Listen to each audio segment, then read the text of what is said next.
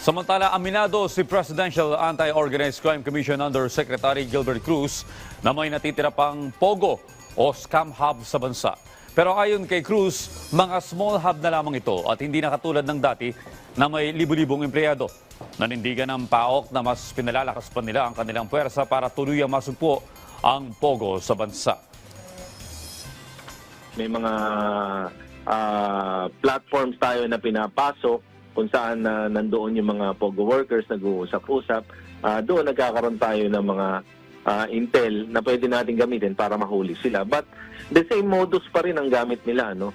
Sa recruitment, gumagamit pa rin sila ng internet, nagpo-post pa rin sila sa mga WhatsApp, sa mga communication platforms like yung sa FB, minsan nagpo-post sila dyan. So, pag nakahagip namin yun, nagkakaroon kami ng mga intel at doon nahuhuli natin sila.